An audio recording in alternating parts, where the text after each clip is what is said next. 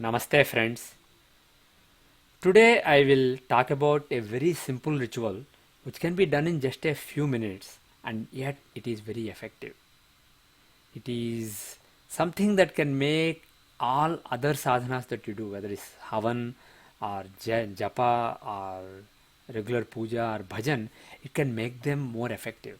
And the thing is, any sadhana that you do is basically using your mind.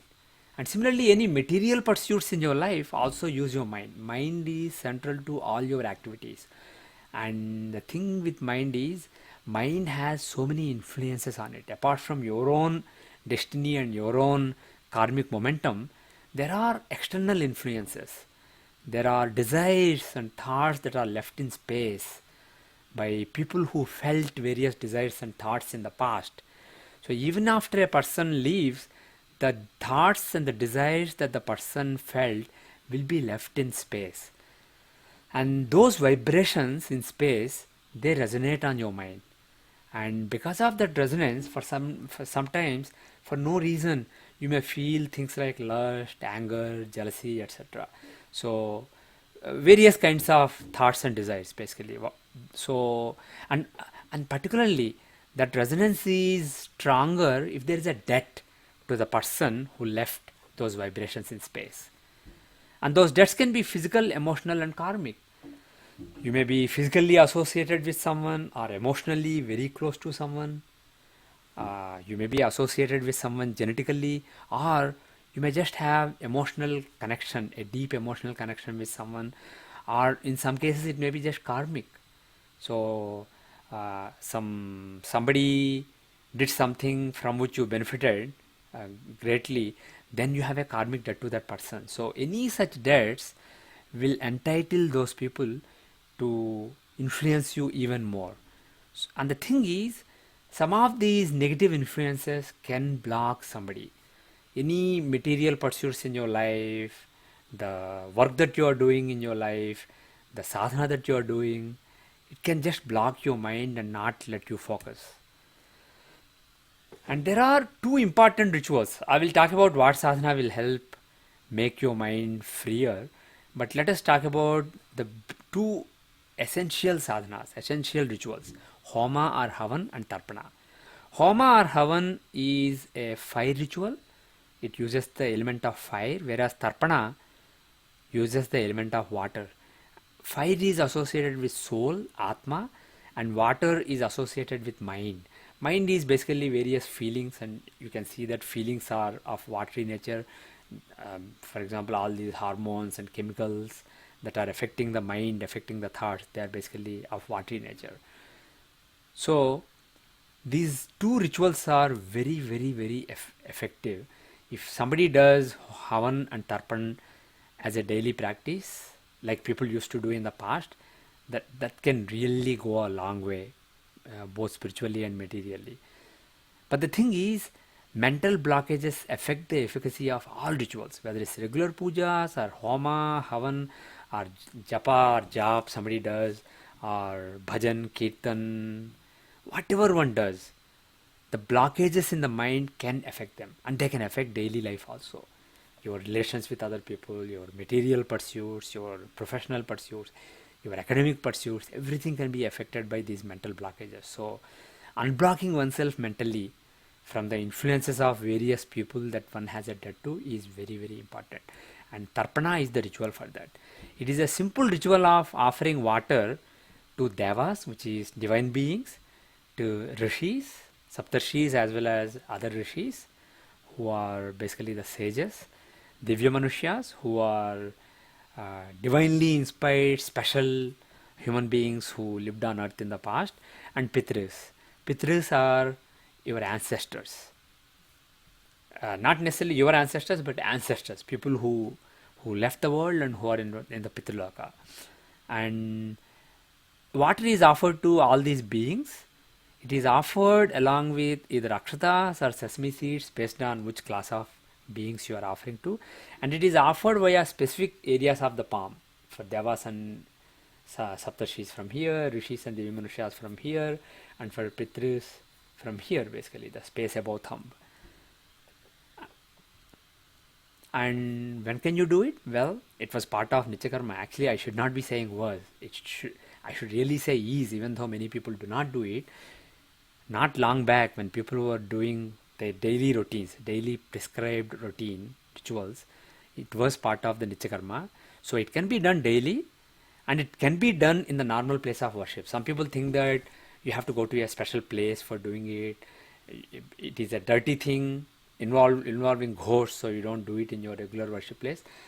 Remember, Tarpana is not a ritual of ghosts. You are freeing yourself from the vibrations left by people who left this plane. That's it basically. You're not dealing with ghosts. So this can be done in the normal place of worship, and as a matter of fact, this can be done along with regular puja or havan or any sadhana that you do.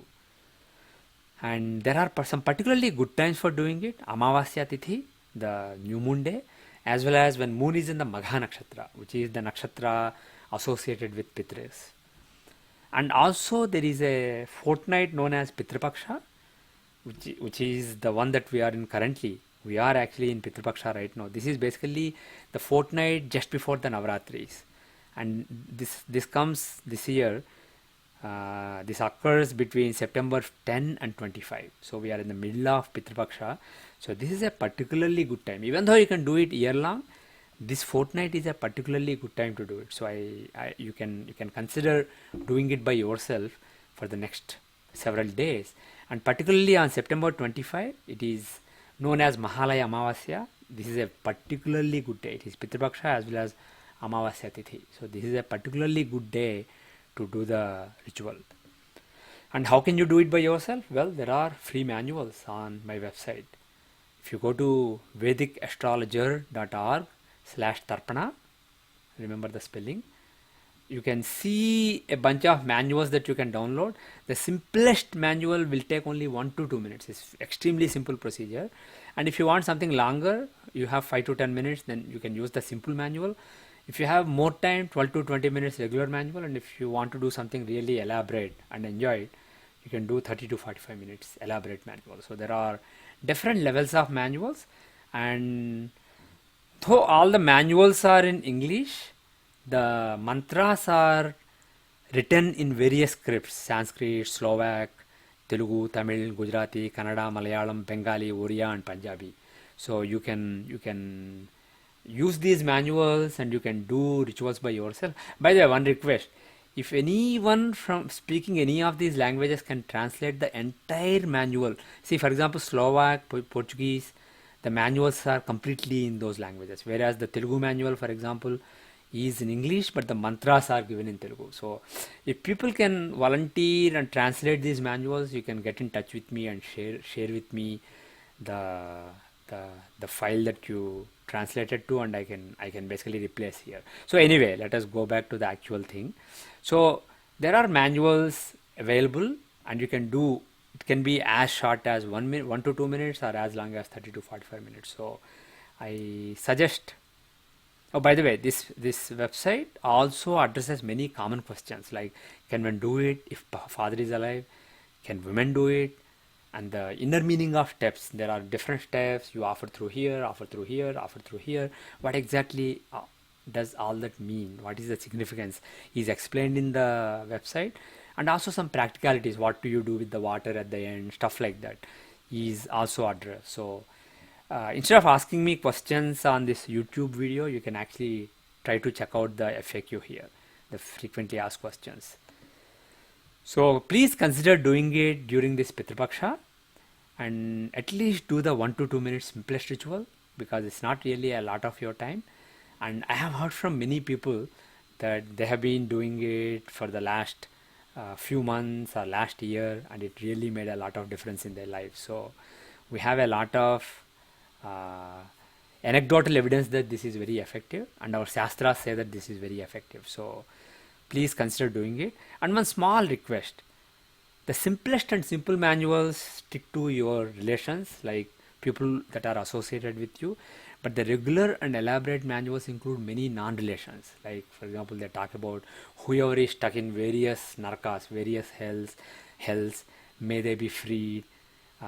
They talk about whoever is born in my lineage or outside of my lineage, or my lineage in this life, or my lineages in previous lives, are not even related to me in any life, may all of them be freed. So basically it's a very generic prayer for universal well-being, because you never know, the whole world is connected. So if somebody is stuck somewhere, that person's thoughts and desires can, at some stage, those vibrations can resonate with you, even if the deity is very weak. Still everybody is connected. So from that spirit, there is a there are some generic verses given in shastras where you basically pray for the the peace of people that may not even be related to you.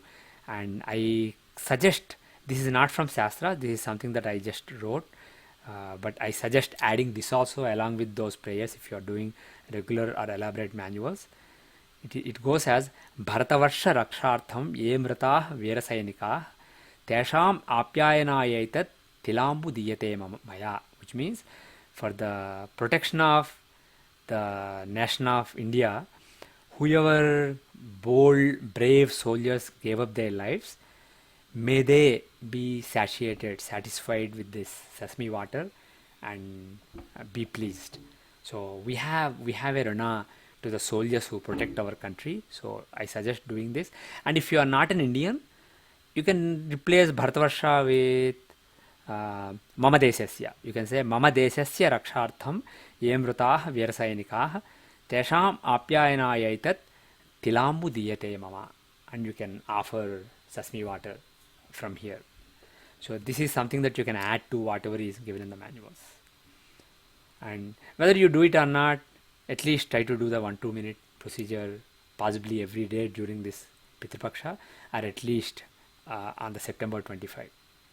Thank you very much. I hope that your ancestors, my ancestors, and various deceased beings who are in the Pitruloka, I hope that they are all pleased during this Pitrupaksha, and I hope that we all get the blessings of our ancestors, and so that we are unblocked and we can make progress spiritually and materially in our lives going forward. Thank you very much. Om Tat Sat. Sarvam Sri Krishnarpanamastu. Loka samasta sukhino bhavantu. Sarve jana sukhino bhavantu. Yavad bhumandale sanatana dharmo vardhatu. Visheshatah Bhartakhande, America varshe, Tibet rashtre cha. Om Shanti Shanti Shanti. Thank you.